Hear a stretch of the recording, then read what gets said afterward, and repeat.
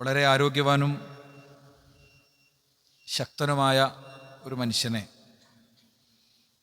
കാണുമ്പോൾ സ്വഹാബത്ത് പരസ്പരം ചർച്ച ചെയ്യുകയാണ്. അയാൾ എന്ത് ആരോഗ്യമുള്ള ആളാണ്, അയാളൊക്കെ ജിഹാദിന് വന്നിരുന്നെങ്കിൽ എത്ര നന്നായിരുന്നു. ഇതാണ് ചർച്ചയുടെ ചുരുക്കം. അപ്പോൾ പ്രവാചകൻ സ്വല്ലല്ലാഹു അലൈഹി വസല്ലം അവരോട് പറയുന്നത്, സ്വന്തം മാതാപിതാക്കളെയും ഭാര്യമക്കളെയും ഒക്കെ തീറ്റിപ്പോറ്റാൻ വേണ്ടി ഏറെ വിഷമിക്കുന്ന ആ മനുഷ്യൻ്റെ കാര്യത്തിൽ അയാൾ ചെയ്യുന്നത് ജിഹാദാണ് എന്നാണ്. അപ്പം നമ്മൾ ഓരോരുത്തരും തൊഴിൽ തേടി ഓരോ ദിനവും വീടുകളിൽ നിന്ന് ഇറങ്ങുന്നവരാണ്. നമ്മുടെ തൊഴിലിന് അങ്ങനത്തെ ഒരു മാനവും കൂടിയുണ്ട്. ലോകം തൊഴിലിനെക്കുറിച്ച് ചർച്ച ചെയ്യുന്ന, തൊഴിലാളികളുടെ അവകാശങ്ങളെക്കുറിച്ച് സംസാരിക്കുന്ന ഒരു ദിനമാണിന്ന്. ലോക തൊഴിലാളി ദിനമാണ്. സ്വാഭാവികമായും നമുക്ക് ചില കാര്യങ്ങൾ വിശ്വാസികൾ എന്നുള്ള നിലക്ക് പറയാനും പഠിക്കാനുമുണ്ട്. ഇസ്ലാം ജോലിയെ അത്രമേൽ പ്രോത്സാഹിപ്പിച്ചിട്ടുണ്ട്, അത്രമേൽ പ്രേരിപ്പിച്ചിട്ടുണ്ട്. വെള്ളിയാഴ്ച ദിനത്തെക്കുറിച്ച് പറയുന്നിടത്ത് ഫൈദാ ഖുദിയത്തിസ് സ്വലാത്ത്, നിസ്കാരം കഴിഞ്ഞാൽ ഫന്തശിറൂ ഫിൽ അർളി, പിന്നെ നിങ്ങൾ പിരിഞ്ഞു പോകണം. വബ്തഗൂ മിൻ ഫദ്ലില്ലാ, പിന്നെ നിങ്ങൾ അള്ളാഹു നിങ്ങൾക്ക് വേണ്ടി ഒരുക്കി വെച്ച ഫളലിനെ, അവിടുത്തെ ഫളൽ എന്ന് പറഞ്ഞാൽ സമ്പാദ്യം എന്നാണ് അർത്ഥം, സമ്പാദ്യം നിങ്ങൾ തേടണം എന്നാണ്. അപ്പോൾ ആരാധന കഴിഞ്ഞ് പള്ളിയിലിരിക്കേണ്ട സാഹചര്യം ഇല്ലാത്ത, കുടുംബത്തെ പോറ്റേണ്ട സാഹചര്യം ഉള്ളൊരു വ്യക്തി, അയാൾ ആരാധനയുടെ പേരിൽ പോലും ആ ഫർള് കഴിഞ്ഞ് പിന്നെ സുന്നത്തുകൾക്ക് വേണ്ടി അവിടെ ഇരിക്കേണ്ടതില്ല എന്നാണ്. മറിച്ച് അയാൾ അയാളുടെ തൊഴിലിടത്തിൽ പോയി ഹലാലായ സമ്പാദ്യത്തിനു വേണ്ടി, ഖുർആൻ പറഞ്ഞല്ലോ, യാ യുഹന്നാസ് കുലൂ മിമ്മാ ഫിൽ അർളി ഹലാലൻ ത്വയ്യിബ, നിങ്ങൾ ഹലാലും ത്വയ്യിബുമാണ് കഴിക്കേണ്ടത്. ഒരു കാര്യം ത്വയ്യിബായിരിക്കും, പക്ഷേ അത് ഹലാലായിക്കൊള്ളുന്നില്ല. അപ്പുറത്തെ വീട്ടിൽ നിന്ന് വീണ് കിടക്കുന്ന മാങ്ങ അത് ത്വയ്യിബാണ്, പക്ഷേ അത് നല്ലതാണ്, അതിൽ വിഷാംശങ്ങളൊന്നുമില്ല. പക്ഷേ അത് അവരുടെ പെർമിഷൻ ഉണ്ടെങ്കിലേ, അവരുടെ അനുവാദമുണ്ടെങ്കിൽ അത് ഹലാലാകുള്ളൂ, അല്ലെങ്കിൽ അത് ഹലാലായിക്കൊള്ളണം എന്നില്ല. ഒരുപക്ഷെ നമ്മുടെ വീട്ടിൻ്റെ മുറ്റത്ത് വീണ് കിടക്കണ മാങ്ങ അത് നമുക്ക് ഹലാലാണ്, പക്ഷെ അത് ത്വയ്യിബായിക്കൊള്ളുന്നില്ല. അതിൽ പുഴുക്കളുണ്ട്, നമുക്കത് കാണുകയാണ്, മനസ്സിലാകുകയാണ്, അത് അഴുകിയിട്ടുണ്ട് എങ്കിൽ അത് ഹലാലും അത് ത്വയ്യിബും ആകൂല. അതുകൊണ്ട് ഹലാലും ത്വയ്യിബുമായതാണോ നമ്മുടെ സമ്പാദ്യം എന്ന് പരിശോധിക്കണം. ആ ഹലാലും ത്വയ്യിബുമായ സമ്പാദ്യം ഉണ്ടാക്കാൻ വേണ്ടി ഫർളായ നമസ്കാരത്തിന് ഖുർആൻ ഇത് തുടങ്ങുന്നത് എങ്ങനെ? നിങ്ങൾ പിന്നെ നമസ്കാരത്തിലേക്ക് നൂദിയലി സ്വല, നിങ്ങൾ നിസ്കാരത്തിലേക്ക് വിളിക്കപ്പെട്ടാൽ പിന്നെ നിങ്ങൾ കച്ചവടം കൊണ്ടിരിക്കാൻ പാടില്ല. പിന്നെ കച്ചവടം ഹറാമാണ്, പിന്നെ ദുന്യാവിൻ്റെ എല്ലാ പരിപാടിയും ഹറാമാണ്. പിന്നെ പള്ളിയിലാണ് ഉണ്ടാകേണ്ടത്. പള്ളി കഴിഞ്ഞാൽ പിന്നെ നിങ്ങൾ പിരിഞ്ഞു പോകണം, പെട്ടെന്ന് പിരിഞ്ഞു പോകണം. ഒരു മനോഹരമായ ബാലൻസിങ് ഇസ്ലാം ഇവിടെ കൊണ്ടുവരുന്നത് നമുക്ക് കാണാൻ കഴിയും. മാത്രമല്ല, ഈ ജോലി തേടിയുള്ള ദേശാന്തര ഗമനങ്ങളെ ഖുർആൻ അനുവദിച്ചിട്ടുണ്ട്. ഹുവല്ലദീ ജഅല ലക്കുമുൽ അർള ദലൂലൻ ഫംശൂ ഫീ മനാകിബിഹാ വകുലൂ മിൻ റിസ്ഖി.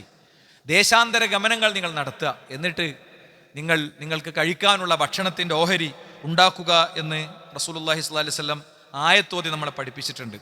മാത്രമല്ല, ഏറ്റവും നല്ല ഭക്ഷണം ഏതാ? മാ അകല അഹദുൻ തആമൻ ഖത്തു ഖൈറൻ മിൻ അൻ യഅകുല മിൻ അമലി യദിഹി. ഒരാൾ സ്വന്തം കൈകൊണ്ട് അധ്വാനിച്ചുണ്ടാക്കുന്ന വിഭവമാണ് ഏറ്റവും നല്ല വിഭവം. നമ്മളെ കൈകൊണ്ട് ഉണ്ടാക്കണുണ്ടല്ലോ, വേറൊരാളുടെ നിന്ന് കിട്ടുന്ന ആനുകൂല്യമല്ല.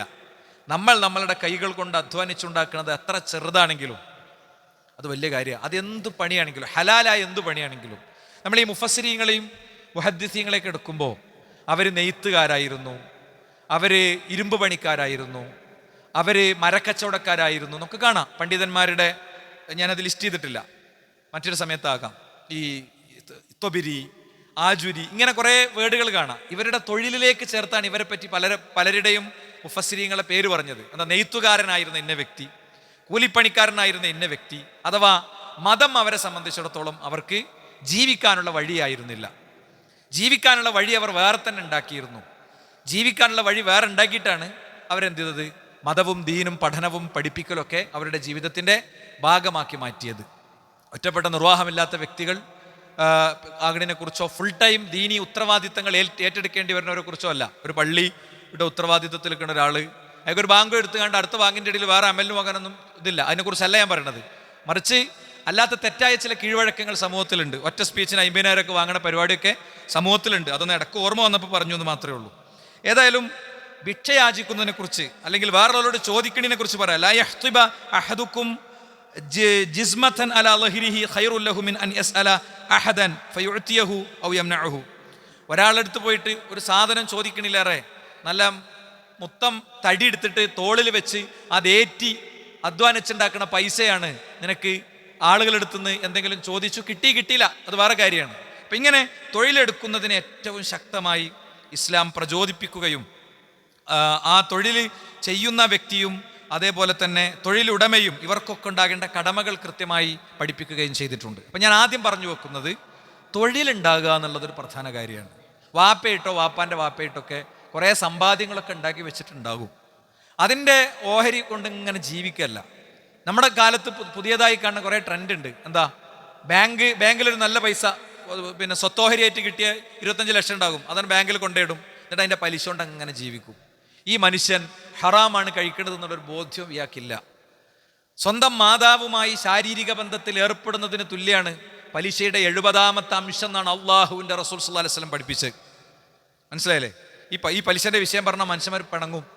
അയാൾക്ക് സ്ട്രോങ് കൂടുതലാണെന്ന് അറിയും. മുമ്പേ ഞാൻ പറഞ്ഞ മാതിരി ഒരാൾ ഇവിടുന്ന് ജുമാക്ക് വിരൽ നിർത്തിയതിൻ്റെ കാരണം എന്താ അറിയോ? പലിശനെ കുറിച്ചൊരു ഖുത്ബയിൽ പറഞ്ഞതാ. ഞാൻ മൂപ്പരെ കണ്ടു പ്രത്യേകം പറഞ്ഞു, ഒരു കുഴപ്പമില്ല, നിങ്ങൾക്ക് അള്ളാഹു അത് മനസ്സിലാക്കാനുള്ള വിശാലത തരട്ടെ. ഞാൻ എൻ്റെ സഹപ്രവർത്തകരോട് പോലും പറഞ്ഞിട്ടില്ല ആളാരാണ്. അപ്പം ഇത് ഗുരുതരമാണ് സുഹൃത്തുക്കളെ, ഗുരുതരമാണ്. പലിശയുമായി ബന്ധപ്പെട്ട ഇടപെടലുകൾ ഗുരുതരമാണ്.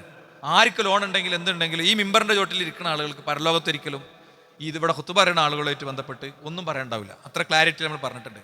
അതേപോലെ തന്നെ വാപ്പാൻ്റെ വാപ്പയൊക്കെ ഉണ്ടാക്കിയത് വിറ്റ് തീർത്തിട്ട് ജീവിക്കുന്ന ആൾക്കാരുണ്ട്. ഒരു തൽക്കന്ന് അങ്ങനെ വിറ്റ് തീർത്ത് ജീവിക്കുക. അവരധ്വാനിച്ചത് കൊണ്ടും അവർ കഷ്ടപ്പെട്ടത് കൊണ്ടും അവരപ്പട്ടിണി കിടന്നതുകൊണ്ടാണ് ഈ പറമ്പോടെ ബാക്കിയായത്, ഈ ഭൂമിയോടെ ബാക്കിയായത്, അല്ലേ? അപ്പം അതും നമ്മൾ പ്രത്യേകം കാണേണ്ടതാണ്. ഒരു തൊഴിൽ വേണം, അതെന്താണെങ്കിലും.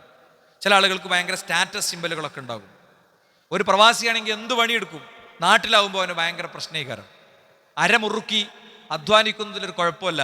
വാപ്പാൻ്റെ വാപ്പിയും ചിലപ്പോൾ വലിയ മുതലാളിയും ഭയങ്കര സംഭവമൊക്കെ ആയിരിക്കും. അതൊന്നൊരു പ്രശ്നമല്ല. അള്ളാഹുവിൻ്റെ മുമ്പിൽ ഭയങ്കര മാന്യനായിരിക്കും. അള്ളാഹുവിൻ്റെ മുന്നിൽ ഭയങ്കര ബർക്കത്തുണ്ടാകും. പിന്നെ ചില ആളുകൾക്ക് എങ്ങനെ നോക്കിയാലും തൊഴിൽ കിട്ടൂല. ഒരു പിന്നെയും തൊഴിൽ തിരയലാണ്. ഒരു തൊഴിലിൽ നിന്നിട്ടാണ് അടുത്ത തൊഴിൽ തിരയേണ്ടത്. അങ്ങനെ ഉണ്ട്. ഓൻ ഇൻ്റർവ്യൂവിന് അങ്ങനെ പോകണ്ടാവും, നല്ല കാര്യം. ഇൻ്റർവ്യൂവിന് പോയിക്കൊണ്ടേ ഇരിക്കണം, PSC എഴുതിക്കൊണ്ടേ ഇരിക്കണം, അതിലൊന്നും സംശയമല്ല. പക്ഷേ ഒരു തൊഴിലിൽ നിൽക്കണം. വൈകുന്നേരം 2 മണിക്കൂർ ഏതെങ്കിലും ഒരു ഷോപ്പിൽ പോയി ഷോപ്പ് കീപ്പറായി നിന്നാലും മതി.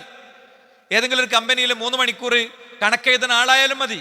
എന്നാലും അവനാൻ്റെ ഇന്നർ വയറും അവനാൻ്റെ ചായപ്പൈസയും അത് വയസ്സായ വയോധികനായ വാപ്പാൻ്റെ അടുത്ത് നിന്ന് വാങ്ങേണ്ടതല്ല, ഒരു കാരണവശാലും അല്ല. പുതിയ സമൂഹത്തിൽ കുട്ടികളുടെ ട്രെൻഡ് ഭയങ്കര വ്യക്ത. ചില ആളുകൾക്ക് സർട്ടിഫിക്കറ്റ് ഒന്നും വേണ്ട. പുതിയ വേറൊരു ട്രെൻഡാണത്. എന്താ, ഏതെങ്കിലുമൊക്കെ സോഷ്യൽ മീഡിയയിലെ ഇൻഫ്ലുവൻസർമാരുണ്ട്. ഇൻഫ്ലുവൻസർമാർക്ക് പ്രസംഗിക്കണേനേ 50,000 70,000 കിട്ടും. ഒരു ഇൻഫ്ലുവൻസർ ടോക്കിന് പോയി അറ്റൻഡ് ചെയ്ത് നോക്ക്. മണിക്കൂറിന് 50,000 കൊടുത്തിട്ടാണ് ഓരോരുത്തർ കയറുന്നത്, അല്ലെങ്കിൽ 5,000 കൊടുത്തിട്ടാണ് കയറുന്നത്. ഓന് പറഞ്ഞു പോയാൽ മതി.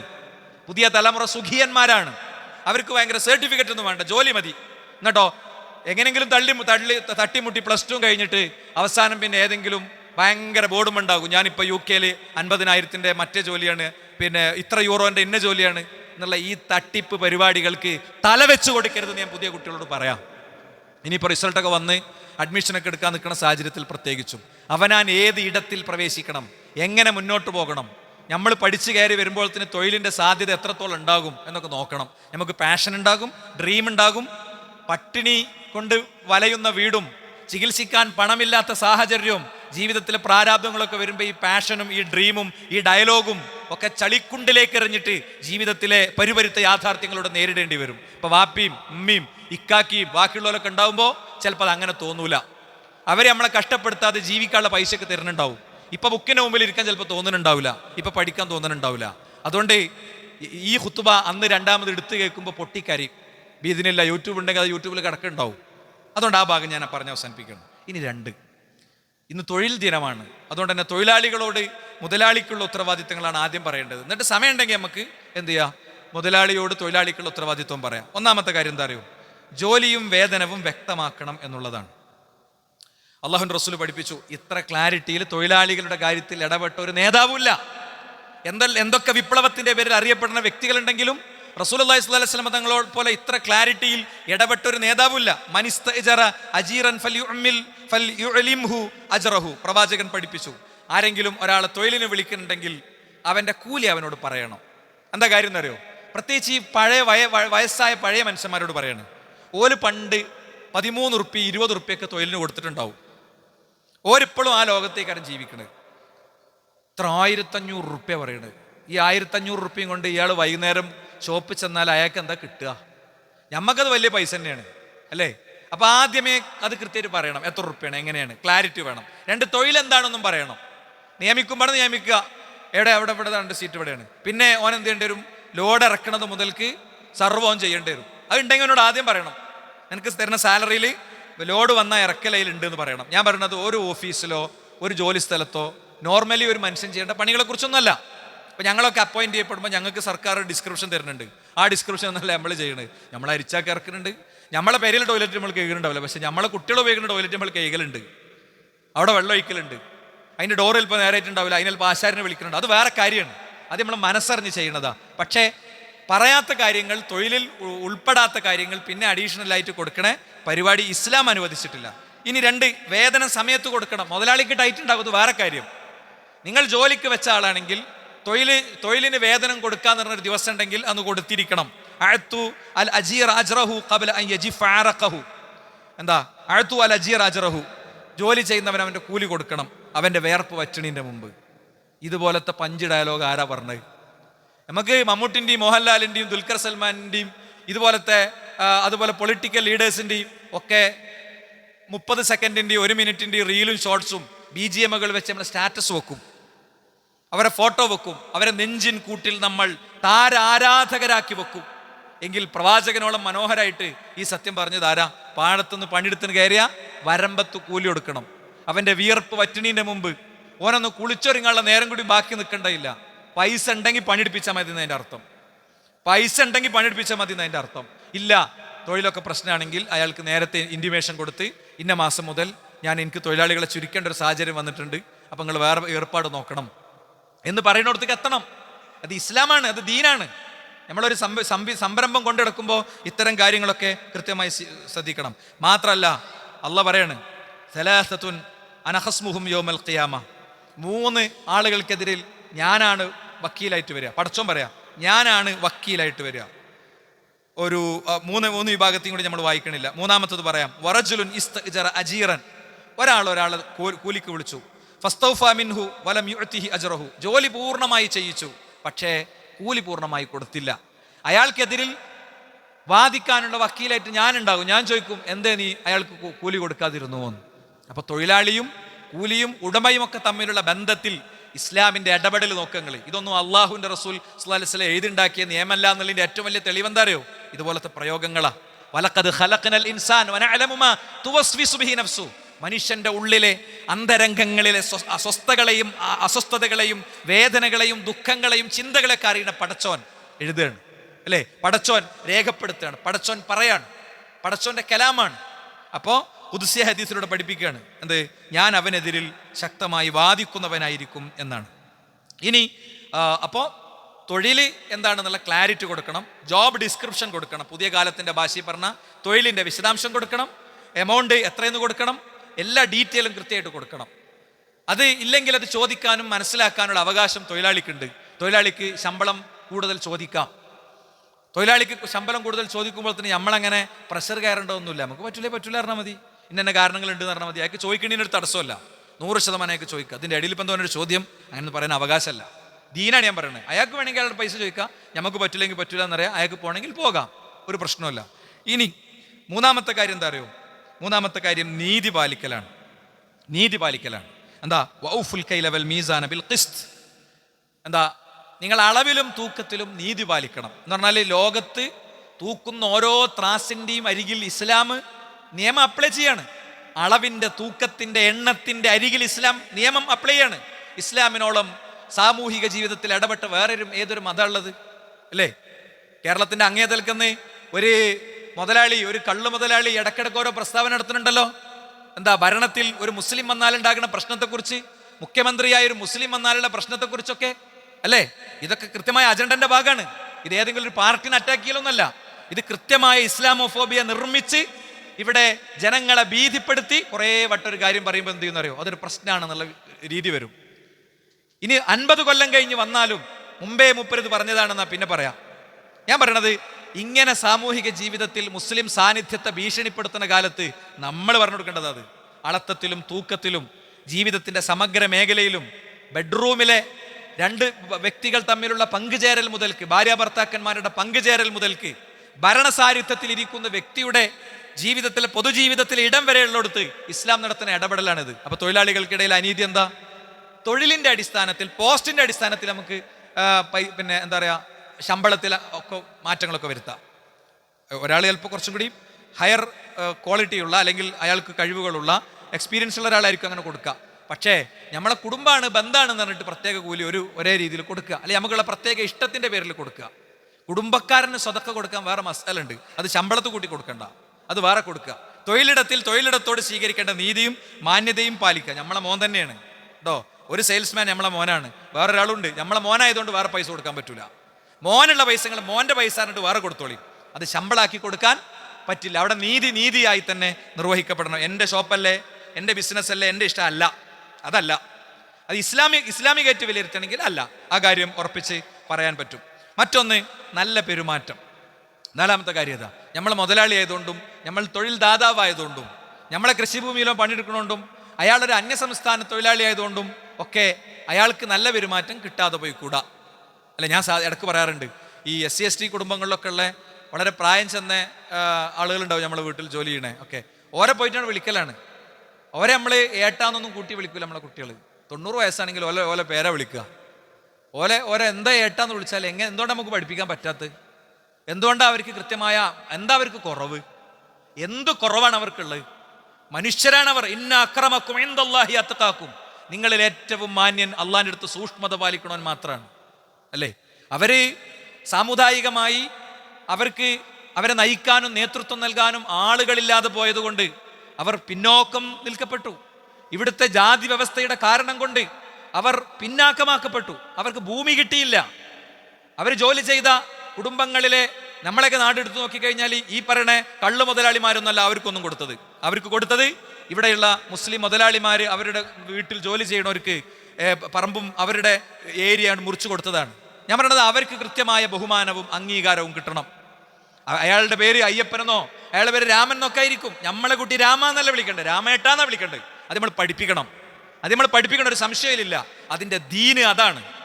അവർക്ക് കിട്ടേണ്ട കൃത്യമായ ബഹുമാനം, അവർക്ക് പ്രായത്തിന്റെ ബഹുമാനം അവർക്ക് കിട്ടിപ്പോകണം. ഇവിടെ റസൂലുള്ളാഹി സ്വല്ലല്ലാഹി അലൈഹി വസല്ലം തങ്ങൾ തൻ്റെ കൂടെ ജീവിച്ച ആളുകളെ കുറിച്ച് പിന്നെ ചെയ്തത് എന്താണ്? മാ ലറബ റസൂലുള്ളാഹി സ്വല്ലല്ലാഹി അലൈഹി വസല്ലം ഷൈഅൻ ഖത്തു ബിയദിഹി വലാ ഇംറഅതൻ വലാ ഖാദിമൻ. പ്രവാചകൻ തൻ്റെ കൈകൊണ്ടോ മറ്റോ ഒരാളെയും തല്ലിയിട്ടില്ല. അദ്ദേഹത്തിൻ്റെ ഭാര്യമാരെയോ അദ്ദേഹത്തിൻ്റെ കൂടെ ജീവിച്ച ഖാദിമീങ്ങളെയോ സേവകരെയോ. അന്നാണെങ്കിൽ യുദ്ധങ്ങളുടെ കാലമായതുകൊണ്ട് അന്ന് അടിമത്ത സമ്പ്രദായം ഉണ്ടായിരുന്നു. ഇസ്ലാം അടിമത്ത സമ്പ്രദായത്തെ ക്രമേണ ഇല്ലാതാക്കുകയാണ് ചെയ്തത്. ഇസ്ലാം അടിമത്ത സമ്പ്രദായം ഇല്ലാതാക്കിയപ്പോൾ അബ്രഹാം ലിങ്കൻ അടിമത്ത സമ്പ്രദായം ഇല്ലാതാക്കിയപ്പോൾ ഉള്ള അവസ്ഥയല്ല ഉണ്ടായത്. അബ്രഹാം ലിങ്കൻ അടിമത്ത സമ്പ്രദായം ഇല്ലാതാക്കിയപ്പോൾ അടിമകൾ മുഴുവൻ 4-ാം ദിവസം അദ്ദേഹത്തിന്റെ മുന്നിൽ തടിച്ചുകൂടിയിട്ട് പറഞ്ഞു, ജീവിക്കാൻ വകല്ല, ഞങ്ങളുടെ കയ്യിൽ തിന്നാൻ ഭക്ഷണമല്ല, ഞങ്ങളെ പഴയ മുതലാളിമാരുടെ അടുത്തേക്ക് തന്നെ പറഞ്ഞേക്കണം, ഞങ്ങൾക്കുള്ള ഫുഡ് അവിടെയാണ്, ഞങ്ങൾക്കുള്ള വിശ്രമസ്ഥലം അവിടെയാണ്. അള്ളാഹുവിന്റെ റസൂൽ അടിമത്ത സമ്പ്രദായം ഇല്ലാതാക്കിയപ്പോൾ എന്താ ചെയ്ത്? ആ പ്രായോഗികമായ സമൂഹത്തിൽ നിന്ന് ഇല്ലാതാക്കിയപ്പോൾ എന്താ ചെയ്ത്? അവരിൽപ്പെട്ട ചില ആളുകൾ രാജാക്കന്മാരായി, ചില ആളുകൾ ഗവർണർമാരായി. അത്രയും കാലം തന്നെ ആരാണോ അടിമയാക്കിയത് അയാൾക്ക് ഖുർആൻ പഠിപ്പിച്ചു കൊടുക്കുന്ന ആളായി. ഇത് വെളി തള്ളി വിടണമെന്നല്ല. ചലഞ്ച് ചെയ്യുന്ന ആളുകളോട് കൃത്യമായ ഉത്തരം പറയും. അത്രയും കാലം അടിമയാക്കി പണിയെടുപ്പിച്ച ആള് ഫിഖ് ചോദിച്ചു വന്നത് പിന്നെ അതാബ് നബി റബാഹാര അടിമ സമൂഹത്തിൽപ്പെട്ട അടിമ വിഭാഗത്തിൽപ്പെട്ട ആളാണ്. അദ്ദേഹം മക്കയുടെ ഖാദിയായി. ഞാൻ എപ്പോഴും പറയലുണ്ട്, ഖാദി പറഞ്ഞാൽ നമ്മളെ നാട്ടിലെ ഖാദി പരിപാടിയല്ല. പ്രസിഡന്റിനും സെക്രട്ടറിക്കും കമ്മിറ്റിക്കും പറ്റിയില്ലെങ്കിൽ അടുത്ത ആഴ്ച നിങ്ങൾ പൊയ്ക്കോളി പറയുന്ന ഖാദി അല്ല. അലി ബിൻ അബി ത്വാലിബ് റളിയല്ലാഹു അൻഹു ഖലീഫയാകുന്ന കാലത്ത് അദ്ദേഹം ഖാദിന്റെ അടുത്ത്, ജഡ്ജിന്റെ അടുത്ത് പോയി.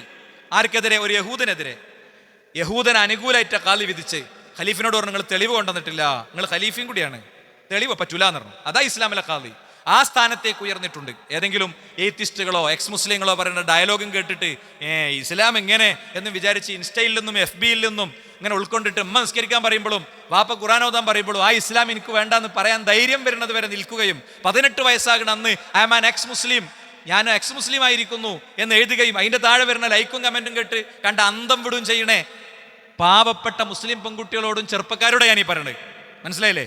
അവരോടാണ് ഞാൻ ഈ പറയണത്. ഇരിക്കട്ടെ, ഏതായാലും പ്രവാചകന്റെ കൂടെ 10 വർഷം ജീവിച്ച അനസ് റളിയല്ലാഹു അൻഹു പറയാ, ഖദംതു നബിയ 10 സിനീൻ, 10 വർഷം ഞാൻ പ്രവാചകന്റെ കൂടെ ജീവിച്ചു. പ്രവാചകന് വേണ്ടതൊക്കെ ചെയ്തു കൊടുത്ത് ജോലി ചെയ്ത് ജീവിച്ചു. ഫമാ ഖാല ലി ഉഫിൻ ഖത്തു, എന്നോട് ഛേ എന്ന് പോലും പറഞ്ഞില്ല. അല്ലെങ്കിൽ നീ എന്തിനെ ചെയ്തു എന്ന് ചോദിച്ചില്ല. എന്താ അനസ് എങ്ങനെയെന്ന് ചോദിച്ചില്ല. എന്താ അങ്ങനെ ചെയ്യാതിരുന്നു എന്ന് ചോദിച്ചില്ല. അത്ര എന്ന് പറഞ്ഞാൽ അത്ര കൃത്യമായി ഡ്യൂട്ടി നിർവഹിച്ചു എന്നതിന് അർത്ഥമല്ല. അദ്ദേഹം തന്നെ പറയുന്നുണ്ട്, ഒരു ദിവസം പ്രവാചകൻ എന്നെ മാർക്കറ്റിലേക്ക് പറഞ്ഞയച്ചു, സാധനം വാങ്ങാൻ വേണ്ടി പറഞ്ഞയച്ചു. ഞാൻ അവിടെ കുറച്ച് ആയുധാഭ്യാസം നടത്തുന്ന ആളുകൾ കണ്ടപ്പോൾ അത് കണ്ടു നിന്നു. കുറച്ച് കഴിഞ്ഞപ്പോൾ റസൂൽ തന്നെ പിന്നിൽ നിന്ന് ഇവിടെ വന്നിട്ട് ഞെക്കിയിട്ട് പറഞ്ഞു, എന്താ അനസേ, കുഞ്ഞനസേ എന്നാ വിളിച്ച്, പൊന്നനസേ എന്താണിതെന്ന് ചോദിച്ച് പ്രവാചകൻ അദ്ദേഹത്തെ തട്ടി ഉണർത്തി. പ്രവാചകൻ സാധനം വാങ്ങിപ്പോയി. ഞാൻ അവിടെ നിന്ന് കളി കണ്ടു. മനസ്സിലായില്ലേ? അത്ര കൃത്യമാണ് വിഷയം. അതുകൊണ്ട് നമ്മളുടെ തൊഴിലാളികളോട്, നമ്മളുടെ ആ നിലക്ക് ജീവിക്കുന്നവരോട് മാന്യമായി പെരുമാറുക എന്നുള്ളത് നമ്മുടെ ഉത്തരവാദിത്വത്തിൽപ്പെട്ടതാണ്. മറ്റൊന്ന്, 5-ാമത്തെ കാര്യം, കഴിവിൻ്റെ മേലെ യാതൊരു ഉത്തരവാദിത്വവും സാധിക്കാത്ത പണി ഏൽപ്പിക്കരുത്. നമ്മൾ വിളിച്ചതാണ്, നമ്മൾ ഒരു പണിക്ക് വിളിച്ചു. ആ പണിക്ക് വിളിച്ചപ്പോൾ ഉച്ചയായപ്പോൾ പണി കഴിഞ്ഞു. പിന്നെ ഒരു പണിയുണ്ട്, ആ പണിയാൾക്ക് കഴിയോ ഇല്ലേ എന്ന് നോക്കിയിട്ടാണ്. കിണറിലിറങ്ങണം, ഇറങ്ങണം, ഞാൻ വിളിച്ചല്ലേ. അയാൾക്ക് കഴിയാത്ത പണികളെ ഏൽപ്പിക്കാൻ പറ്റൂല. അവിടെ മസ്അല മാറി, അവിടെ ഹറാമിൻ്റെ മസ്അലയായി കേട്ടോ. ഞാൻ പറയണത് തൊഴിൽ ചെയ്യുന്ന ആളുകൾക്ക് തൊഴിലിടത്തിൽ തട്ടിപ്പ് നടത്താനുള്ള എല്ലാ വകുപ്പും വകവെച്ചു കൊടുക്കണം എന്നല്ല. അതൊക്കെ ഇപ്പോൾ മനസ്സിലാവുമല്ലോ നമുക്ക് എന്താ ഉദ്ദേശിക്കണമെന്ന്.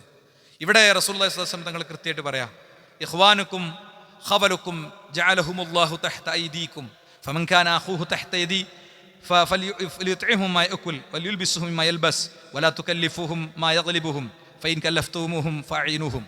ഇത് അന്നുണ്ടായിരുന്ന അടിമകളെ കുറിച്ച് റസൂലുള്ളാഹി പറയുന്നത്. റസൂലുള്ളാഹി സ്വല്ലല്ലാഹു അലൈഹി വസല്ലം നിങ്ങൾ പ്രത്യേകം ഓർക്കണം, അടിമ എന്ന് പറഞ്ഞാൽ ഉടമക്ക് പൂർണ്ണാധികാരപ്പെട്ടതാണ്. എന്നിട്ട് പോലും പറഞ്ഞ എന്താണെന്നറിയോ, നിങ്ങളെ കീഴിൽ ഇപ്പോഴുള്ള ആളുകൾ നിങ്ങളുടെ ഇഖ്വാന് തന്നെയാണ്. അതാ ഇസ്ലാമിലെ അടിമത്തം. ഇസ്ലാമിലെ അടിമത്തം സോഷ്യൽ സയൻസിന്റെ ബുക്കിന്ന് ആഫ്രിക്കയിലെ അടിമത്തം പഠിച്ചിട്ട് ഇസ്ലാമിലെ അടിമത്തം കൂടി കൂട്ടി വായിക്കണം കൊടുത്ത പ്രശ്നം. ഇസ്ലാമിലെ അടിമത്തം അതല്ല കേട്ടോ. ഇസ്ലാം പ്രായോഗികമായി കാര്യങ്ങളെ കാണുന്ന ഒരു മത. യുദ്ധം നിലനിൽക്കുന്ന ഒരു സമയത്ത് ഇസ്ലാമിൽ അടിമത്തം നിരോധിച്ചു എന്ന് വിചാരിക്കുക. അപ്പൊ ഫലസ്തീനിൽ കയറിയിട്ട് ഇസ്രായേലിന് എത്ര വേണമെങ്കിലും ആളുകൾ വേണമെങ്കിൽ പിടിച്ചോണ്ടോകാം. തിരിച്ച് ഫലസ്തീനിയെ ആരും പിടിക്കാൻ പറ്റൂല. അപ്പൊ എന്താ സംഭവിക്കുക? ഇസ്ലാം കാലാന്തരങ്ങൾ അതിജീവിച്ച മതാണ്. അതുകൊണ്ടാണ് റസൂൽ പറയണത്, നിങ്ങളെ കീഴിലുള്ള ആളുകൾ ആരറിയോ, നിങ്ങളെ സഹോദരങ്ങളാണ്, ഇഖ്വാനാണ് നിങ്ങളെ. അപ്പോ ഫമൻ കാന അഖൂഹു തഹ്ത യദിഹി, നിങ്ങളെ കയ്യിൽ ഒരാൾ, നിങ്ങളുടെ കൂടെ ഒരാളുണ്ടെങ്കിൽ ഫലിയുത്ഇഹു മാ യഅകുൽ, നിങ്ങൾ തിന്നുന്നത് ഓർക്കും കൊടുക്കണം. ഇത് അടിമന്റെ കാര്യത്തിൽ പറഞ്ഞതാണ്. അങ്ങനെയാണെങ്കിൽ കൂലിക്കുളിക്കണോന്റെ കാര്യത്തിൽ ഇതിലേറെ ഗൗരവത്തിൽ ഇത് പരിഗണിക്കപ്പെടണം. മനസ്സിലായില്ലേ? നിങ്ങൾ എന്താണോ കഴിക്കണത് അത് കൊടുക്കണം. മുതലാളി ഷവർമയും ഷവായും ഇഷ്ടം പോലെ കഴിക്കുക, എന്നിട്ട് തൊഴിലാളിക്കോ, ഞാൻ പറയണത് തൊഴിലിടത്തിലുള്ള കഴിക്കലിനെ കുറിച്ചാണ് പറയണത്. തൊഴിലിടത്തിലുള്ള, നിങ്ങൾ പ്രൈവറ്റ് ആയിട്ട് നിങ്ങളെ പ്രൈവറ്റ് സ്പേസിലും നിങ്ങളെ വീട്ടിലും കഴിക്കലിനെ കുറിച്ചല്ല. മനസ്സിലായില്ലേ? അപ്പോൾ ഇസ്ലാം പഠിപ്പിക്കണം അതാണ്. മാത്രമല്ല വലിയുൽബിസുഹു മാ യൽബിസ്, അന്ന് അടിമകളായി കഴിയുന്ന ആളുകളെ കാര്യത്തിൽ പറയാം, നിങ്ങൾ ധരിക്കണ വസ്ത്രം അവർക്കും കൊടുക്കണം, നിങ്ങൾ ധരിക്കണ വസ്ത്രം അവർക്കും കൊടുക്കണം. വലാ തുകല്ലിഫുഹും മാ യഗ്ലിബുഹും, അവർക്ക് പറ്റാത്തത് അവരെ കൊണ്ട് നിർബന്ധിച്ച് ചെയ്യിപ്പിക്കരുത്. എനിക്ക് ഈത്തപ്പഴം കയറാൻ കഴിയില്ല മുതലാളി എന്ന് പറഞ്ഞാൽ കയറിയേ പറ്റുള്ളൂ, നമ്മൾ ചാട്ടവാറിട്ട് അടിക്കരുത്. ജാഹിലിയത്തിൽ അങ്ങനെയൊക്കെ ഉണ്ടായിരുന്നു. റസൂലുള്ളാഹി ജാഹിലിയത്തിന്റെ വേസ്റ്റുകൾ ഉള്ളിൽ ബാക്കി നിന്നിരുന്ന ജനതയെ തിരുത്തുകയാണ്. അതുകൊണ്ടും തീർന്നില്ല. ഫൈൻ കല്ലഫ്തുമുഹും ഫഅഇനുഹും, ഇനി എന്തെങ്കിലും നിങ്ങൾ അവരെ നിർബന്ധിച്ച് ചെയ്യിപ്പിക്കുകയാണെങ്കിൽ നിങ്ങളും കൂടി എൻ്റെ കൂടി കൊടുക്കണം. നിങ്ങളിങ്ങനെ മുതലാളിയായിട്ട് നിൽക്കരുത്. അപ്പൊ ഇസ്ലാമിൽ ശരിക്കും ഇങ്ങനെ ആ സോഷ്യൽ സയൻസിന്റെ ബുക്കിൽ കാണുന്ന മറ്റേ ചിത്രം ഉണ്ടല്ലോ, ഒരു വടിയൊക്കെ കുത്തിയിട്ട് മുതലാളി ഇങ്ങനെ നിൽക്കുക, അടിമകൾ ഇങ്ങനെ ഹാഫ് വസ്ത്രം ധരിച്ചിട്ട് ഓലിങ്ങനെ കഷ്ടപ്പെടുക, ആ സാധനമല്ല. മാത്രമല്ല ഒരു കാര്യം കൂടി ഞാൻ ചേർത്ത് പറയാം. ഒരു മനുഷ്യൻ പറയാണ്, എന്ത്, പ്രവാചകൻ ഞങ്ങളെയും കൊണ്ട് ഇങ്ങനെ വരുമ്പോൾ, യുദ്ധത്തിൽ തടവ് പുള്ളികളാക്കി ഞങ്ങളെയും കൊണ്ട് ഇങ്ങനെ വരുമ്പോൾ പ്രവാചകൻ അവരോട് പറഞ്ഞു, മുന്നിൽ നിന്ന് പ്രവാചകൻ വിളിച്ചു പറഞ്ഞു, നിങ്ങൾ അവരോട് മാന്യമായി പെരുമാറണം. അപ്പോൾ ഞാനിങ്ങനെ നടന്നു പോരുകയാണ്, എന്നെ കീഴ്പ്പെടുത്തിയ വ്യക്തി അയാളിങ്ങനെ ഒട്ടകപ്പുറത്ത് പോരുക. പെട്ടെന്ന് അയാൾ ആ ഒട്ടകപ്പുറത്ത് നിന്ന് ഇറങ്ങിയിട്ട് എന്നെയാണ് കയറ്റിയിരുത്തി. ഭക്ഷണം വിതരണം ചെയ്തപ്പോൾ മൂപ്പര് ഉണക്ക ഹുബുസ് കഴിച്ചു.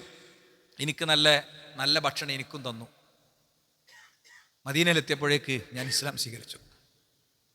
മദീന അണഞ്ഞപ്പോഴേക്ക് ഇവരുടെ പെരുമാറ്റം കണ്ട് ഞാൻ ഇസ്ലാം സ്വീകരിച്ചു. പ്രൗഢമായൊരു കാലം ഇസ്ലാമിനും മുസ്ലിങ്ങൾക്കും ഉണ്ടായിരുന്നു. ഏത് ഇസ്ലാമോഫോബിയ നിർമ്മിച്ച് വിതരണം ചെയ്യുന്ന ഡബിൾ എൻജിൻ സർക്കാരുകൾ വന്നാലും ഒരു ചുക്കില്ല. നമ്മൾ നിൽക്കേണ്ട എടുത്ത് നിന്ന് ഇസ്ലാം കൃത്യമായി പ്രാക്ടീസ് ചെയ്യുകയാണെങ്കിൽ ഇതിനൊക്കെ 100% നമുക്ക് അതിജീവിക്കാൻ കഴിയും. ഇനി നോക്കൂ നിങ്ങൾ, മാന്യമായ സംരക്ഷണം കൊടുക്കണം എന്നതാണ്. മാന്യമായ സംരക്ഷണം എന്താണ്? അവർക്ക് ഉണ്ടാക്കി കൊടുക്കണം എന്നതാണ്. അവർക്ക് സുരക്ഷിതത്വം കൊടുക്കണം. അവരെ ഒരു നിലക്കും ബുദ്ധിമുട്ടിക്കുന്ന സാഹചര്യങ്ങൾ ഉണ്ടായിക്കൂടാ. എന്താ? അപകടകരമായ ജോലി സ്ഥലങ്ങളാകരുത്. മെഷീന്, വൈദ്യുതി, ഇങ്ങനത്തെ കാര്യങ്ങളിലൊക്കെ ഒരു സ്ഥലത്തുള്ള ചില പ്രൊട്ടക്ഷനുകൾ ഉണ്ടാകും, അത് ഒക്കെ പാലിക്കണം. അതേപോലെ തന്നെ ഹെൽമെറ്റ്, ഗ്ലൗസ്, ഷൂസ്, മാസ്ക്, ഇങ്ങനത്തെ കാര്യങ്ങളൊക്കെ കൊടുക്കേണ്ട തൊഴിലാണെങ്കിൽ അത് കൊടുക്കണം. പിന്നെ തൊഴിൽ തുടങ്ങുന്നതിൻ്റെ മുമ്പ് എന്തെങ്കിലും അപകട സാധ്യത ഉണ്ടെങ്കിൽ അതിനെക്കുറിച്ചൊക്കെ പറയണം. ഈ കിണറ്റിൽ മുമ്പ് ഇറങ്ങിയപ്പോൾ ഓക്സിജൻ പ്രശ്നം ഉണ്ടായിരുന്നു എന്ന് പറഞ്ഞിട്ട് ഇറക്കേണ്ടത്. അപ്പോൾ അതിനുള്ള പ്രിക്കോഷൻസ് എടുത്തിട്ടാണ് എന്ത് ചെയ്യേണ്ടത്, ഇറക്കേണ്ടത്. അതേപോലെ തന്നെ ഫസ്റ്റ് എയ്ഡും ഹോസ്പിറ്റൽ സംവിധാനവും ഫയർ ആൻഡ് സേഫ്റ്റി സംവിധാനമൊക്കെ വേണ്ട സ്പേസ് ആണെങ്കിൽ അത് മുഴുവൻ കൊടുത്തിരിക്കണം. നമ്മൾ ഓലെന്ന് വിളിച്ചാൽ, അന്യസംസ്ഥാന തൊഴിലാളികളെ വിളിച്ചാൽ പിന്നെ സുഖ, ഓല എങ്ങനെയുണ്ട് ഇതാണ് ചെയ്തോളും അല്ലേ. നമുക്കൊരു 25,000 ലാഭത്തിന് ഒരു മനുഷ്യനെ എന്നും ഞെട്ടല് പൊട്ടി മലവും മൂത്രവും എടുക്കേണ്ട അവസ്ഥയിലേക്ക് തള്ളിവിട്ടിട്ട് ആ സ്ഥാപനത്തിൽ നിന്ന് കിട്ടണ സമ്പാദ്യം കൊണ്ട് കുട്ടിയേക്ക് തിന്നാൻ കൊടുത്താൽ ഇല്ല, ശരിയാവില്ല, ഒരിക്കലും ശരിയാവില്ല. ഒരു സംശയം വേണ്ട കേട്ടോ. പറയണത് ഇത്തിരി ഏറെ ആർക്കെങ്കിലും തോന്നിയാലേ ഇങ്ങോട്ടൊന്ന് പറഞ്ഞാൽ മതി, അടുത്ത ആഴ്ച ഞാൻ എൻ്റെ ബാക്കി പറഞ്ഞുണ്ട്. ഇനി പിന്നെ കൃത്യമായ വിശ്രമം കൊടുക്കണം അവർക്ക്. ഒരു 20 മിനിറ്റ് 25 മിനിറ്റ് അരമണിക്കൂർ വിശ്രമിക്കുമ്പോൾ തന്നെ നമ്മളെ തൊഴിൽ പൊളിഞ്ഞു പോകുന്നില്ല. നമ്മൾ അവർക്ക് കൊടുക്കണ ഫ്രീഡം അവർ നമുക്ക് സ്നേഹമായി തിരിച്ചു തരും, എക്സ്ട്രാ എഫേർട്ടായിട്ട് തിരിച്ചിട്ട് തരും കേട്ടോ. പിന്നെ കെമിക്കൽ വസ്തുക്കളൊക്കെ കൈകാര്യം ചെയ്യുന്ന സ്പേസ് ആണെങ്കിൽ അത് പ്രത്യേകം പരാമർശിക്കപ്പെടണം. കൺസ്ട്രക്ഷൻ ഫീൽഡിലുള്ള ആളുകളാണെങ്കിൽ അവരുടെ എല്ലാ സേഫ്റ്റി മെഷേഴ്സും കീപ്പ് ചെയ്യപ്പെടണം. പിന്നെ അപകടകരമായ ജോലികളാണെങ്കിൽ, ട്രെയിനിങ് എടുത്ത് ചെയ്യേണ്ട ജോലികളാണെങ്കിൽ ട്രെയിനിങ് ഇല്ലാതെ ആളെ പണിക്ക് ഒരു കാരണവശാലും ഇറക്കാൻ പാടില്ല. തൊഴിലാളികൾക്ക് മാനസികമായ ഹറാസ്മെന്റ് അനുഭവപ്പെടാൻ പാടില്ല. അവരുടെ തൊഴിലിടത്തിൽ അവർക്ക് കൊടുക്കേണ്ട അത്തരം കാര്യങ്ങൾ കൊടുക്കണം. തൊഴിലാളിയുടെ ഓഹരിയിൽ നിന്ന് നോക്കുകൂലി വാങ്ങി നോക്കുകൂലി കൊണ്ടുണ്ടാക്കണ സമ്പാദ്യത്തിന്റെ കോട്ടകൾ പഠിച്ചോൻ ഒരൊറ്റ ക്യാൻസർമ പൊളിക്കും. മനസ്സിലായില്ലേ? ഒറ്റ കിഡ്നി പോക്കും അല്ലാതാക്കും. നല്ലോണം ആലോചിക്കുക. പിന്നെ അടുത്തൊരു കാര്യം എന്താ അറിയോ? 7ാമത്തെ കാര്യം കരാർ പാലനമാണ്. ഖുർആൻ പറഞ്ഞാണ്, ഓരോ കരാറിന്റെ ഇപ്പുറത്ത് അള്ളാഹുവിന്റെ കലാമാണ്. നിങ്ങൾ കരാറുകൾ കൃത്യമായി പാലിക്കണം എന്ന് കൃത്യമായി പഠിപ്പിക്കപ്പെടുകയാണ്. എന്താണ്? ശമ്പളം നേരത്തെ കൊടുത്തത് പിന്നെ അന്യായമായി പിടിക്കുക, ജോലി സമയം പിന്നീട് വർദ്ധിപ്പിക്കുക, പറഞ്ഞ ജോലിയുടെ റോള് മാറ്റുക, ഓവർ ടൈം കൊടുക്കുക, കരാറിലുള്ള ലീവ് ഹോളിഡേയ്സ് നിഷേധിക്കുക, തൊഴിലാളിക്ക് സമ്മതമില്ലാതെ തൊഴിലിൻ്റെ റോളുകളിൽ മാറ്റം വരുത്തുക, അറേഞ്ച്മെൻറ്റുകൾ അങ്ങനെ പ്രീ ഇൻഫർമേഷൻ ഇല്ലാതെ നിർവഹിക്കപ്പെടുന്ന സാഹചര്യങ്ങൾ ഉണ്ടാകും. ഇങ്ങനത്തെ കാര്യങ്ങളൊക്കെ. ഇനി 8ാമത്തെ കാര്യം എന്താ അറിയോ? ആരാധനക്കുള്ള അവസരം ഒരുക്കുക എന്നുള്ളതാണ്. ഒമാ ഖലഖ്തുൽ ജിന്ന വൽ ഇൻസ ഇല്ലാ ലിയഅ്ബുദൂൻ. ഓരോ മനുഷ്യൻ്റെ ജീവിതത്തിൻ്റെ ആദ്യത്തെ കാര്യത അവനവൻ്റെ പരലോകത്തേക്കുള്ളത് ഒരിക്കലാണ്. അപ്പോൾ എന്താണ്, ഒരു 10 മിനിറ്റ് പള്ളിയിൽ നിന്ന് വൈകും എന്നുള്ള വേജാറുണ്ട്. നേരത്തെ പിരിയണ പള്ളിക്കൊക്കെ വേഗം പോവുക, അതിമൊന്നും ഒരു നഷ്ടം ഉണ്ടാവില്ല. ഒരു 10 മിനിറ്റ് എന്തെങ്കിലുമൊക്കെ കേട്ടാൽ അതിൻ്റെ ഗുണം ഉണ്ടാവും. ഇനി തൊഴിൽ കൊടുക്കുന്ന ആളുകൾ ബേജാറാകൊന്നും വേണ്ട. തൊഴിലാളി ശ്രദ്ധിക്കേണ്ട കുറച്ച്, അത് അടുത്ത ആഴ്ച പറഞ്ഞുകൊണ്ടേയിരുന്നു. തൊഴിലാളി ശ്രദ്ധിക്കേണ്ട ഇതേപോലത്തെ കാര്യമുണ്ട്. ആ ആളുകളൊക്കെ അവിടെ ഉണ്ടായാൽ മതി. അവരോട് നമുക്കത് ബാക്കി പറയാം, അന്ന് നമുക്ക് സമയം ഉണ്ടാവില്ല. അപ്പോൾ പ്രയർ ടൈമിൽ അവർക്ക് കൃത്യമായി നിസ്കരിക്കാൻ പോകാനുള്ള അവസരങ്ങൾ ഉണ്ടാക്കി കൊടുക്കുക. ഇഫ്താർ ബ്രേക്ക്, അതേപോലെ തന്നെ നോമ്പ് തുറക്കാനുള്ള സൗകര്യങ്ങൾ, ഹിജാബ് ധരിക്കാനുള്ള അവകാശങ്ങൾ, താടി വെക്കാനുള്ള അവകാശങ്ങൾ ഒക്കെ. ഏതെങ്കിലും നമ്മളൊരു HR മാനേജർ വെച്ചിട്ടുണ്ടാവും. HR മാനേജർ ഏതെങ്കിലും ഒരു യൂറോപ്പിൽ നിന്ന് എവിടെയെങ്കിലും ഒരു MBA ഒക്കെ കഴിഞ്ഞ് വന്നൊരു ചങ്ങായി കയറും. ഓന് മറ്റേ കോട്ടും ടൈയൊക്കെ ഇട്ടിട്ട് അങ്ങനെ ആയിക്കോട്ടെ, കോട്ടും ടൈ ഇടുന്നൊരു കുഴപ്പമില്ല, പക്ഷേ താടി കണ്ട് പഠിക്കണമെന്ന് ഭയങ്കര നിയമവും നിർബന്ധവും പറയാം. നല്ല ഇഖ്ലാസുള്ള ജീവിതത്തിൽ നിലപാട് സ്വീകരിക്കുന്ന ആൾക്കാരെ നമുക്ക് കിട്ടൂല കേട്ടോ. അത്ര മാത്രമേ അതുകൊണ്ടുള്ള പ്രശ്നങ്ങളുള്ളൂ. മറ്റൊന്ന് 9ാമത്തെ കാര്യം എന്താ അറിയോ? താവുനാണ്, പരസ്പര സഹകരണം, കരുണ അല്ലേ. ജോലിയിൽ ആവശ്യമായ സഹായങ്ങൾ കൊടുക്കുക, അധിക ഭാരങ്ങളെക്കുറിച്ച് അന്വേഷിക്കുക, അടുത്ത് വിളിച്ച് വിശേഷങ്ങൾ ചോദിക്കുക, ആരോഗ്യ പ്രശ്നങ്ങളിൽ പിന്തുണ കൊടുക്കുക. നല്ല ജോലി, കൂടുതൽ നല്ല ഓഫറുള്ള ജോലി കിട്ടുമ്പോൾ അയാൾക്ക് അതിന് വാതിൽ തുറന്നു കൊടുക്കുക. ഒരു പ്രശ്നം ഉണ്ടാവില്ല. നല്ല ഒരു ജോലിക്ക് ഒരു അവസരം കിട്ടി, നമ്മളെ നിയമം പറഞ്ഞ് നമ്മളെ ബോണ്ടും പറഞ്ഞ അയാളെ സ്വീപ്പാക്കാതിരിക്കുക, അയാൾക്ക് ഇടം കൊടുക്കുക. നമ്മളെ തൊഴിലിനെ, നമ്മളെ സ്ഥാപനത്തെ ബാധിക്കാത്ത അത്തരം ക്രമീകരണങ്ങളിലൊക്കെ പോവുക എന്നുള്ളതാണ്. ഇങ്ങനെ 10ാമത്തെ കാര്യം എന്താണ്? ചൂഷണം ഒഴിവാക്കുക അല്ലേ. കുറഞ്ഞ ശമ്പളം കൊടുക്കുക, ഓവർ ടൈം വർക്ക് ചെയ്യിപ്പിക്കുക, കാര്യങ്ങളൊന്നും ടേം ആൻഡ് റെഗുലേഷൻസ് വിശദീകരിക്കാതെ. ഓനെൽപ്പതൊന്നും ഇംഗ്ലീഷിലുള്ള ഡോക്യുമെൻ്റ് കയറും വായിച്ച് മനസ്സിലാക്കാൻ പറ്റിയിട്ടുണ്ടാവില്ല. ഞമ്മക്ക് തന്നെ പൂർണ്ണമായിട്ട് ChatGPT ഇട്ടുകൊടുത്ത് ഭയങ്കര അടിപൊളി ഇംഗ്ലീഷ് കയറാം, അതിൻ്റെ താഴെ ഒപ്പിട്ട് കൊടുത്തിട്ടുണ്ടാവും. പിന്നെ അതിത്തെ കരാറുമ്പോൾ മറ്റേ വര വരച്ചിട്ട് ഓനെ ലേബർ കോർട്ടിൽ നേരിടുക. ഈ ജാതി പരിപാടികളൊക്കെ ചെയ്യുമ്പോൾ അള്ളാഹുവിനെ ഓർക്കുക, അള്ളാഹുവിനെ സൂക്ഷിക്കുക. റബ്ബ് സ്വീകരിക്കുമാറാകട്ടെ. അൽഹംദുലില്ലാഹി വസ്സലാത്തു വസ്സലാമു അലാ റസൂലില്ലാഹി വഅലാ ആലിഹി വസ്ഹബിഹി അജ്മഈൻ അമ്മാ ബഅദ്. സൃഷ്ടാവും സംരക്ഷകനുമായ റബ്ബിനെ ജീവിതത്തിൻ്റെ എല്ലാ മേഖലയിലും കാത്തു സൂക്ഷിക്കണേ എന്ന് ഒരിക്കൽ കൂടി ഉത്ബോധിപ്പിക്കുന്നു, ഉണർത്തുന്നു. സഹോദരങ്ങളെ, ഈ മെയ് മാസം ഏകദേശം 26-27 ആവുമ്പോഴാണ് നമുക്ക് ബലിപെരുന്നാളെത്തുക. നമ്മളുടെ ഇഫ്താർ ഈദുൽ ഫിത്തർ കഴിഞ്ഞ് നമ്മളിങ്ങനെ വന്നപ്പോഴേക്ക് ബലിപെരുന്നാളിൻ്റെ സമയമായി. ബലിപെരുന്നാളിലൊരു മുഖ്യ കാര്യം ബലിയാണ്. ബലി പെരുന്നാളാണ്, വലിയ പെരുന്നാളല്ല, ബലി പെരുന്നാളാണ്, ബലി ഇറക്കുന്ന പെരുന്നാളാണ്. അപ്പോൾ ജീവിതത്തിൽ ഒരു വട്ടം പോലും ബലി ഇറക്കാത്തവരുണ്ടാവും. കാരണം അവിടെ എത്തുമ്പോൾ ഒരു ടൈറ്റൊക്കെ ഉണ്ടായിട്ടുണ്ട്, ഇടങ്ങാറായിട്ട് അല്ലേ. എന്നാൽ ബലി അറുക്കാൻ ശേഷിയുള്ള ഒരു വ്യക്തി ഉണ്ടെങ്കിൽ ആ വ്യക്തി ബലി ഇറക്കാതെ അങ്ങനെ ഈദ്ഗാഹ്ക്ക് അങ്ങനെ അത്രം പുരട്ടി വരണ്ടാന്ന് റസൂലുള്ളാഹിന്റെ ഹദീസ് കേട്ടോ. നമ്മൾ ചിലപ്പോൾ പിന്നെ ഇല്ല എന്ന് പറയുന്ന ആൾക്കാരൊക്കെ എല്ലാവരെ കുറിച്ചെല്ലാം പറയുന്നത്, അവരിടുന്ന ഷർട്ട് ഭയങ്കര ബ്രാൻഡഡ് ഷർട്ടുകളായിരിക്കും, അവർ ഉപയോഗിക്കുന്ന ഫോണ് ഏറ്റവും ക്വാളിറ്റിയുള്ള ഫോണായിരിക്കും, അവരുടെ വാഹനം നല്ല സൗകര്യമുള്ള വാഹനമായിരിക്കും. പക്ഷേ ഒരു ബലി ഇറക്കുന്നിടത്തേക്ക് എത്തുമ്പോൾ അവർക്ക് നേരം ഉണ്ടാവില്ല, കുട്ടീൻ്റെ അക്കീക്കത്ത് ഇറക്കാൻ അവരടുത്ത് പൈസ ഉണ്ടാവില്ല. ഈ രീതിയൊക്കെ മാറണം. ഈ പൈസ ഒന്നും പ്രത്യേകിച്ച് ഇതുകൊണ്ട് നമുക്ക് വേറെ വലിയ വിപ്ലവമൊന്നും ഉണ്ടാക്കാണ്ടാവില്ല. 7 ആൾ കൂടിയിട്ടുള്ള ഒരു ഓഹരിയിൽ ചേരേണ്ടവരും ഒരു എന്താ പറയുക മൃഗത്തെ ഒറ്റക്ക് ഇറക്കേണ്ടവരും, മോനും മോളും നമ്മളും കൂടി ഒരു മൃഗത്തെ ഇറക്കേണ്ടവരൊക്കെ ഉണ്ടാവും, എല്ലാം ഉണ്ടാവും. അത് പരമാവധി അതിലെ മാംസം വിതരണത്തിന് കൊടുത്ത് നമുക്ക് അത്യാവശ്യമുള്ള മാംസം എടുത്ത് അങ്ങനെയൊക്കെയുള്ളൊരു രൂപം നമ്മളിവിടെ പള്ളി ആരംഭിച്ച കാലം മുതൽ നല്ല വൃത്തിക്ക് കൃത്യമായി ലിസ്റ്റ് ഉണ്ടാക്കി ഓരോ വർഷവും ആ ലിസ്റ്റ് വീണ്ടും വീണ്ടും വായിച്ച് വേറെയും മഹലിൻ്റെ ഒക്കെ ഉള്ളതുകൊണ്ട് അവരോടൊക്കെ ചർച്ച ചെയ്ത് അവരുടെയും നമ്മുടെയും ലിസ്റ്റിലുള്ള ആളുകളുടെ രൂപമൊക്കെ നോക്കി അങ്ങനെ വൃത്തിക്ക് ആ സംരംഭമായിട്ട് അൽഹംദുലില്ലാഹ് നമ്മൾ നന്നായി പോകുന്നുണ്ട്. അപ്പോൾ ഇപ്പോൾ പ്ലാൻ ചെയ്ത് തുടങ്ങിയാലേ ഈ ഒരു 2 ആഴ്ച കൊണ്ട് നമുക്ക് അതിൻ്റെ പൈസയൊക്കെ ഒന്ന് കറക്റ്റ് ചെയ്ത് ധാരണയാക്കി അറക്കണം എന്നുള്ള നിയ്യത്തണ്ട് എടുക്കുക. എന്നിട്ട് ഭാരവാഹികളെ കണ്ട് അറിയിക്കുക. എന്നിട്ട് നമ്മൾ അതിലേക്കുള്ളൊരു പൈസയ്ക്ക് വേണ്ടി പരിശ്രമിക്കുക കേട്ടോ. നമ്മളെ പള്ളിൻ്റെ നിർമ്മാണമൊക്കെ ആയിട്ട് ബന്ധപ്പെട്ട് ഇവിടുത്തെ ടൈലിൻ്റെ ഫുള്ള് കാര്യം ഏറ്റൊരു സഹോദരനുണ്ടായിരുന്നു. ഒരു വർഷം മുമ്പ് മുപ്പരേറ്റ് നമ്മളെ കൺസ്ട്രക്ഷൻ പല കാരണങ്ങൾ കൊണ്ട് ഒരു വർഷം വൈകി. അപ്പോൾ അദ്ദേഹത്തെ ഞാൻ ഇതിൻ്റെ സമയത്ത് ഓർമ്മിപ്പിച്ചപ്പോൾ മുമ്പ് പറഞ്ഞു, ഞാൻ നല്ല ടൈറ്റാണല്ലോ മല്ലോ, ഞാൻ എന്തെങ്കിലും ചെയ്യാമെന്ന് പറഞ്ഞു. അപ്പോൾ ഞാൻ അദ്ദേഹത്തോട് പറഞ്ഞു, നിങ്ങൾക്ക് ടൈറ്റ് ആണെങ്കിൽ നിങ്ങൾ 1 ഉറുപ്പിയും തരണ്ട, ഒരു പ്രശ്നമില്ല. നിങ്ങൾ അന്ന് പറഞ്ഞ വാക്കാണ്, നമ്മളന്ന് നമുക്ക് നടപ്പിലാക്കാൻ കഴിഞ്ഞിട്ടില്ല, ആ നിലക്ക് തന്നെ കുഴപ്പമില്ല, ഇനി അല്ലെങ്കിലും വിഷയമല്ല, അങ്ങനെ ചെയ്യേണ്ട ഒരു കാര്യമല്ല. അങ്ങനെ നമ്മൾ ആരോടും ഓഫർ വാങ്ങിയിട്ടില്ല. ഒരാൾക്ക് വയ്യ, അയാൾക്ക് കഴിയില്ലെങ്കിൽ അയാൾ കഴിയില്ല എന്ന് പറഞ്ഞാൽ മതി. അയാൾക്ക് പ്രാരാബ്ധതകളുണ്ടെങ്കിൽ ഞാനത് പറഞ്ഞ് സെറ്റിൽ ചെയ്തു. നമ്മളോട് ടൈലൊക്കെ ഇറക്കി 1,10,000 എന്തോ അതിൻ്റെ എമൗണ്ട് വന്നു. ഞാൻ പണിക്കൂലൊക്കെ വരും. അങ്ങനെ കുറച്ച് ഡോറ് ഇങ്ങനത്തെ കുറേ കാര്യങ്ങൾ നമുക്ക് മുകളിൽ ജൂണിൽ മദ്രസ തുറക്കാൻ ആവശ്യമായിട്ടുള്ള ക്രമീകരണങ്ങൾക്കൊരു 5-8 ലക്ഷം റുപ്യ ഇനി നമുക്ക് ആവശ്യമുണ്ട് എന്നാണ് എൻ്റെ കറക്റ്റ് സംഖ്യയല്ല ഞാൻ പറയുന്നത്, മനസ്സിലാക്കുന്നത്. ഇന്നലെ ഞാൻ പരിപാടിക്ക് വന്നപ്പോൾ ഈ വ്യക്തി, ഞാൻ അദ്ദേഹത്തെ ആദ്യമായിട്ട് ഫേസ് ടു ഫേസ് കാണുക, 25,000 റുപ്യ എൻ്റെ കയ്യിൽ തന്നു. എന്താ പേര് പറഞ്ഞു വെച്ച് കഴിഞ്ഞാൽ, വലിയ ഇത് ഞാൻ കടം വാങ്ങിയിട്ട് തന്നാണ്. ഞാൻ പറഞ്ഞു, ഈ പൈസ ആവശ്യമില്ല, കടം വാങ്ങി അതല്ല, എനിക്ക് വേറെ കുറച്ച് വിഷമങ്ങളുണ്ട്, അത് ഇതുകൊണ്ട് തീർന്നു കിട്ടുമെന്നാണ് ഞാൻ വിചാരിക്കുന്നത്. അതൻ തീർന്നു കിട്ടിയാൽ പിന്നെ എനിക്ക് ഫിനാൻഷ്യൽ പ്രശ്നങ്ങളില്ല.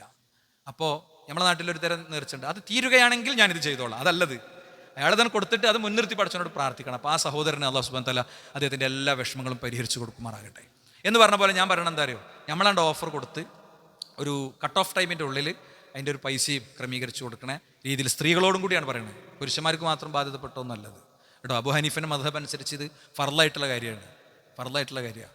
അപ്പോൾ ആ നിലയ്ക്ക് ഈ കാര്യത്തൊക്കെ എടുത്ത് നമ്മൾ ആ ഓഹരിയിൽ പങ്കുചേരുന്നതിനെ സംബന്ധിച്ച് ഗൗരവത്തിൽ ആലോചിക്കണം എന്നാണ് ഈ സമയത്ത് ഓർമ്മപ്പെടുത്താനുള്ളത്.